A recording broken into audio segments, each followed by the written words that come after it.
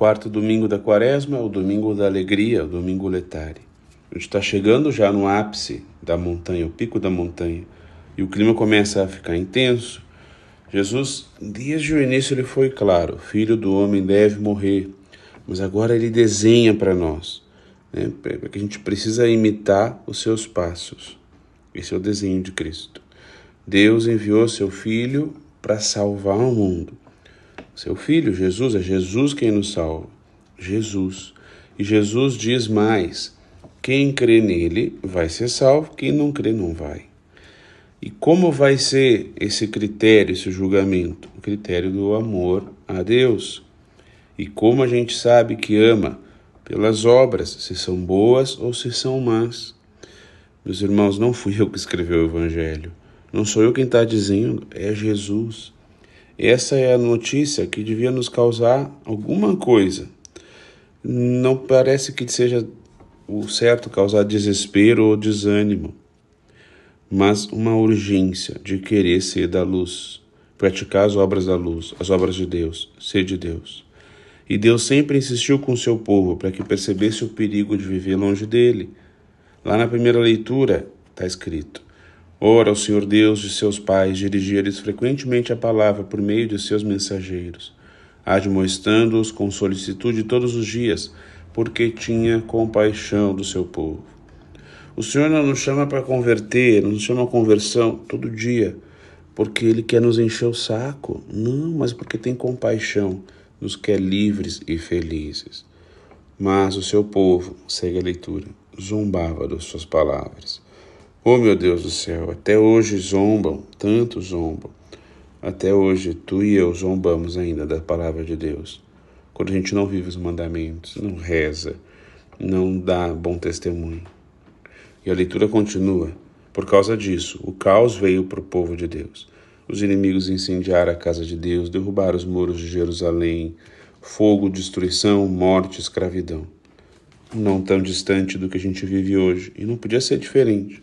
Sem Deus, a gente se torna horrível, nos tornamos brutais, frios, desumanos, tão desfigurados da imagem e semelhança de Deus que nos criou, que nós somos capazes de matar bebê no ventre da mãe e pular de alegria por isso, comemorando.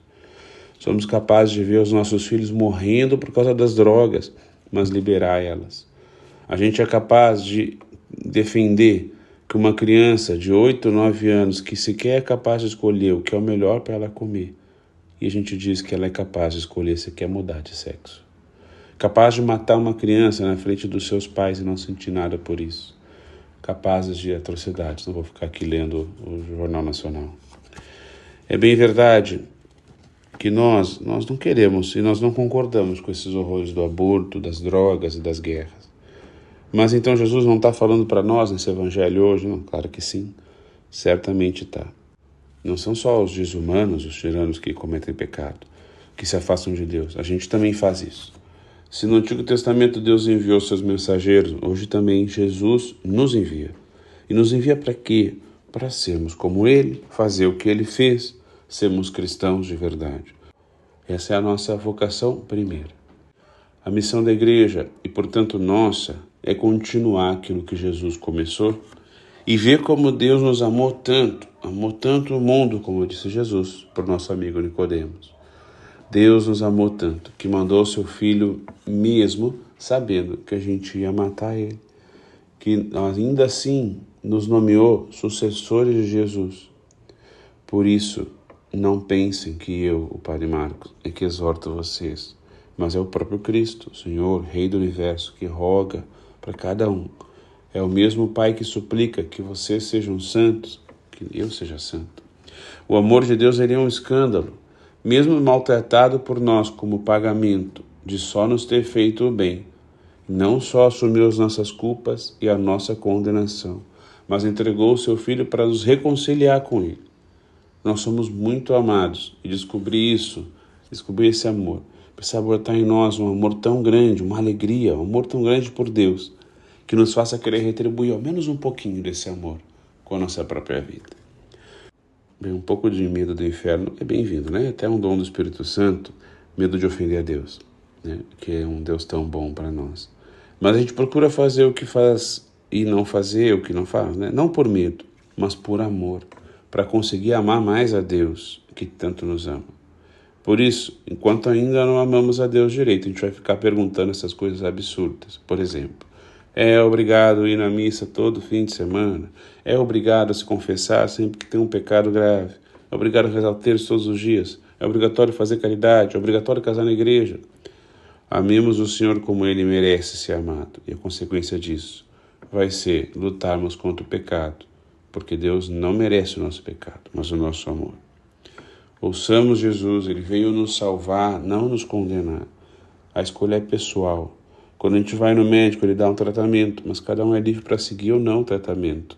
E se não seguimos e morremos, a culpa não é do médico. Com Jesus é o mesmo. Ele veio para nos salvar, mas quem não quer seguir o Senhor não é culpa dele, se alguém não se salva. Criamos em Deus como Ele é, não como a gente gostaria que Ele fosse. Não é tão difícil acreditar em Deus quando Ele nos cura da doença, Ele arruma o dinheiro que faltava, o emprego. Mas Jesus está pedindo que a gente creia no Deus da cruz, da renúncia, da entrega. Não tenha medo. Deus não te condena, Ele te ama. Ele condena os teus pecados. Condena tu os teus pecados. Aí tu vai ficar unido a Deus. Quando a gente começa a perceber as nossas obras más, a gente começa a fazer obras boas. Porque as obras boas começam com o reconhecimento das obras más. A gente nunca está perdido, nunca foi longe demais para a misericórdia de Deus.